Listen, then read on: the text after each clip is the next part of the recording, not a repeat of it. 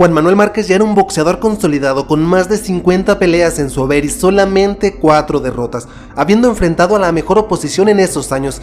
Márquez también era considerado el mejor boxeador mexicano y un digno representante del boxeo azteca.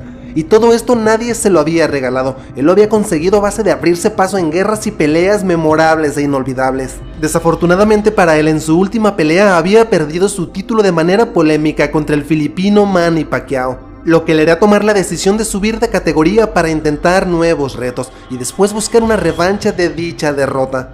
El rival elegido para comenzar su incursión en el peso ligero fue el cubano Joel Casamayor, quien no solo era el poseedor del título ring, sino que también era uno de los mejores en dicha categoría. Se había encargado de vencer a la mayoría de sus rivales, incluyendo una paliza al campeón interino Michael Katsidis, a quien había aplastado sin problema alguno. Casamayor le daría la bienvenida a Márquez con una serie de ataques verbales y calentaba el combate demeritando y burlándose del mexicano, creyéndose también mejor que él, diciendo que sería una pelea fácil y lo noquearía en un par de asaltos. Declaraciones que parecía solo querían sacar de concentración al mexicano, quien no prestaba atención a tantas habladurías y solo afirmaba que veríamos una guerra en el ring de su parte. Aún así, el cubano se seguía burlando de Márquez y decía que lo iba a dejar tan desfigurado que nadie lo reconocería en México.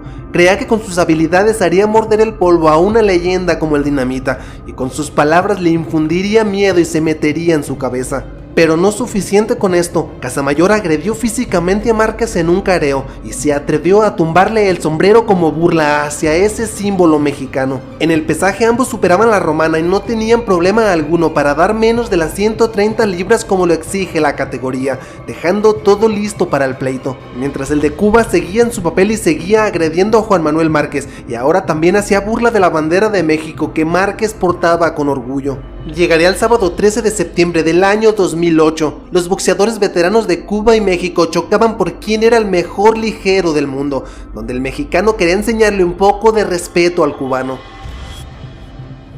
Y así comenzaba la pelea. Ambos se fajaban y desde el inicio mostraban todo su repertorio boxístico. Casamayor era veloz y con su guardia zurda le causaba problemas a Márquez, pero el mexicano encontraba la manera de contragolpear ferozmente al cubano. Ambos iban al frente sin miedo y cada uno conectaba tantos golpes como recibía, pero claramente los puños de Márquez eran más dañinos y se veía cómo lastimaban a Joel Casamayor en cada intercambio, pues Márquez lanzaba largas combinaciones que se estrellaban en su totalidad sobre el caribeño, quien se resentía y ya mostraba estragos de la batalla.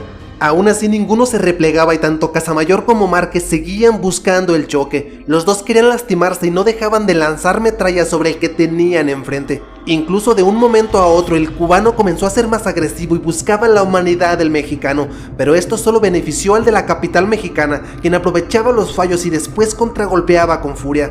Casamayor se decía entero, pero la realidad es que Márquez los tenía muy lastimado del rostro. Y así fue como derribaría aparatosamente en un intercambio al de Cuba, quien caería bruscamente. Este se ponía de pie y Márquez se lanzaba a darle la estocada final por tanta basura que había dicho y por tantas agresiones. El referee ponía punto final al encuentro sobre un Casamayor que quedaba humillado y golpeado en la lona.